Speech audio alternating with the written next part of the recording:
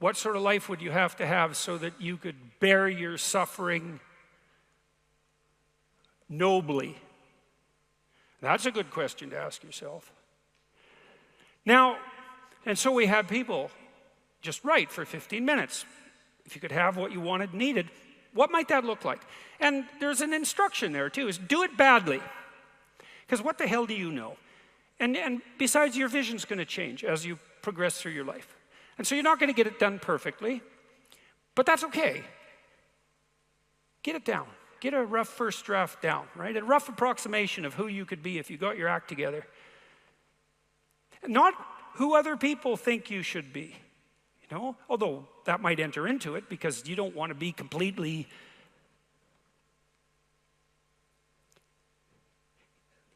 You can't be who you are properly and ignore the fact that you're embedded in a social context.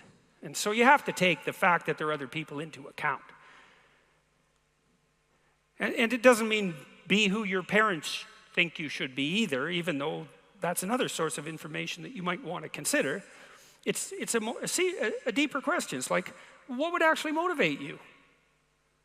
And you might think, well, I could never have that. It's like, that's not the question that's being addressed here. Although I would say, there's no sense floating off into some kind of impossible juvenile fantasy. And we're making an assumption that you're taking the question seriously and that you're going to remain within the bounds of what you regard as sanely reasonable. So that's the first part. Second part was the opposite of that. It's like, okay, now you've specified a goal. Where the goal is, in some sense, both your character and your life. And you've specified that rather vaguely. You only had 15 minutes to write about it. And that's a good thing because now you have something to move toward. Now, I could tell you this technically. This is an interesting thing to know. People say they want to be happy. That's not true, by the way. If you investigate what people mean when they say they want to be happy, they say, I just want to be happy. It's a very funny phrase. It's, what do you mean, just? Like, there isn't anything harder than that. So you can't just say that's all you want. You just want to be happy all the time. That's all it would take. It's like, good luck with that. That's not going to happen. So you can get rid of the just. And then, I want to be happy. Well, maybe. Actually, what people really mean when they say that is they don't want to suffer and be miserable. So really what they mean is they don't want to experience excess negative emotion. And you can find that out if you carefully question people and carefully analyze the answers. You find out they're actually more concerned about avoiding the catastrophic negative than living in a world of hedonistic delight. Now, you also find that while avoiding the catastrophic tragedy, they wouldn't mind having a little bit of hedonistic delight. And so some happiness is interleaved in there. Then you might ask yourself, to the degree that people do want hedonistic delight when they're being happy, what does happy mean?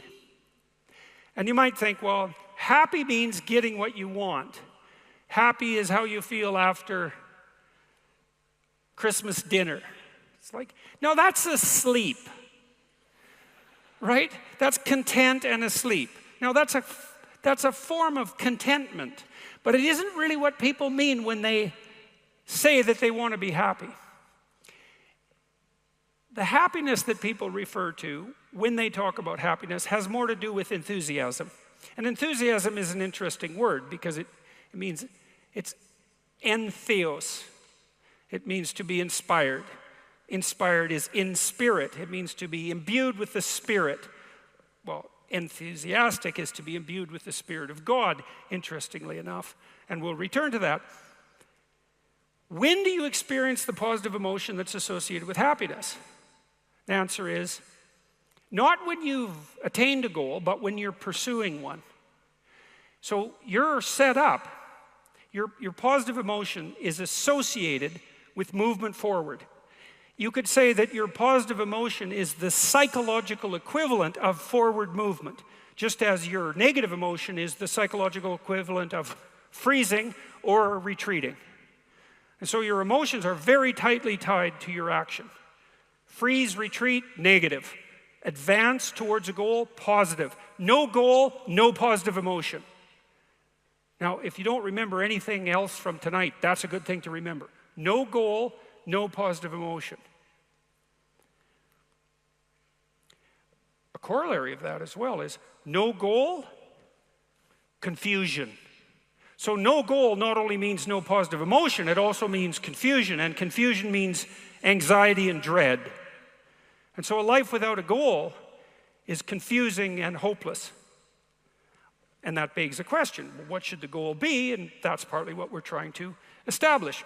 You wrote for 15 minutes, you try to develop a vision for your life. Now you have something to move toward. That sets up the precondition for potential positive emotion and happiness. What else do you need to motivate you?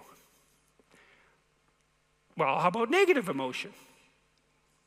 So what do you do with that? Well, negative emotion can stop you. You might think, well, I'd like to get a better job, but I'm afraid of putting myself out in the job market. I'm afraid of being evaluated.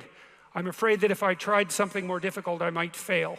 Then you have your negative emotion opposing you, right? It's anxiety is stopping you. And fair enough, because there are things to be anxious about. But what if you could get your negative emotion behind you, pushing you instead of stopping you?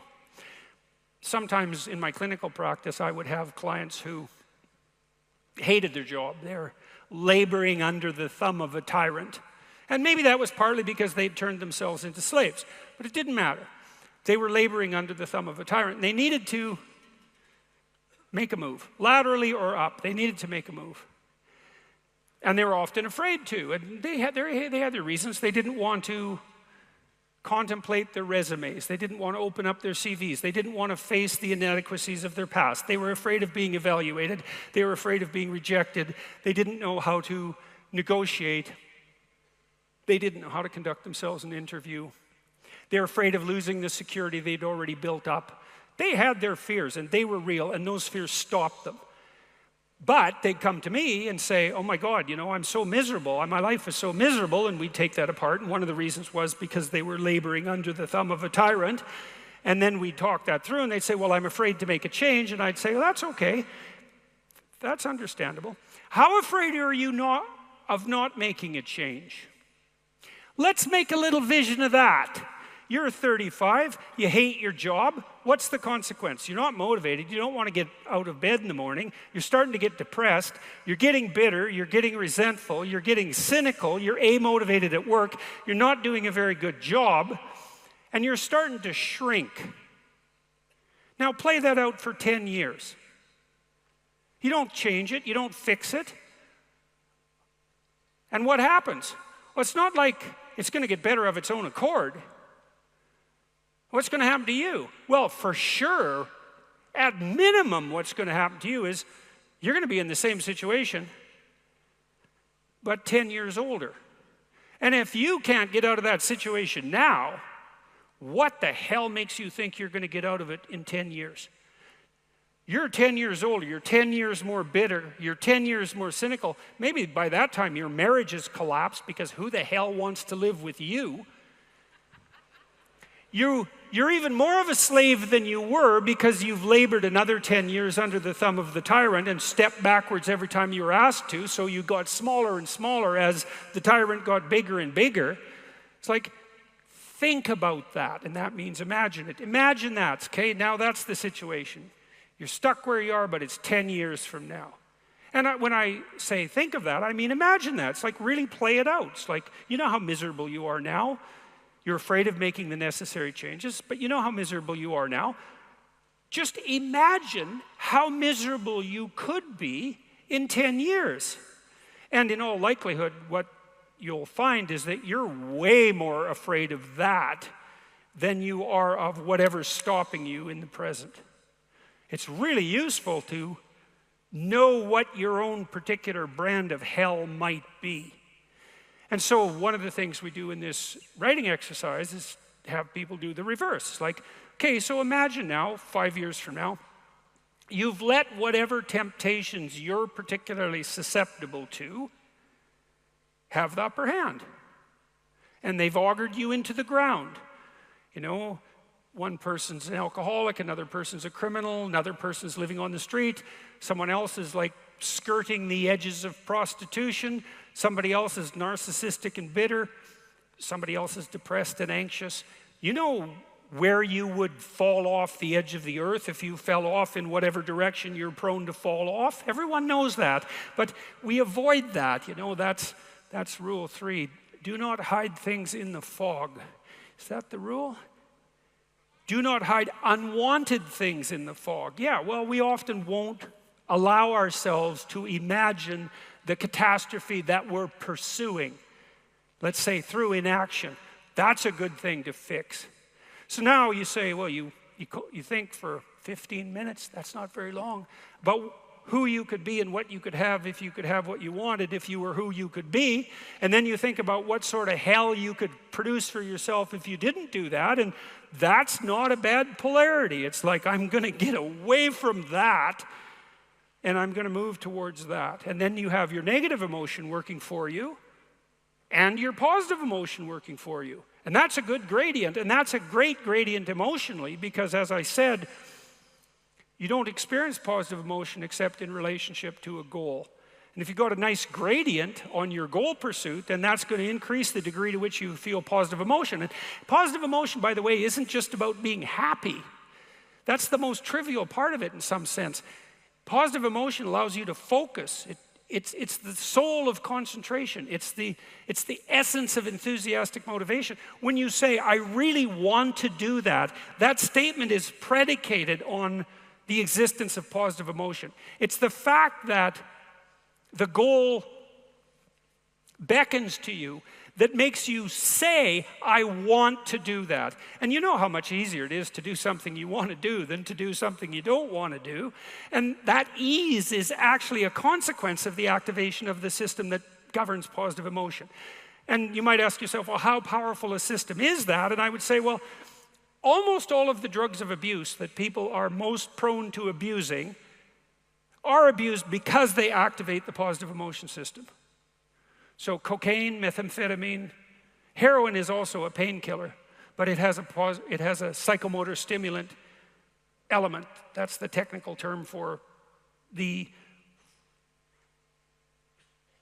pharmacological effect of pharmacological agents on the positive emotion system. Psychomotor stimulation, psychomotor because it's associated with movement forward. And cocaine is such a powerful drug because it makes you feel like you're doing something worthwhile. That's the system it hyperactivates. And so it's a primary system of motivation. It's as old as forward movement itself. It's a cardinal source of meaning. And it only manifests itself in relationship to a goal.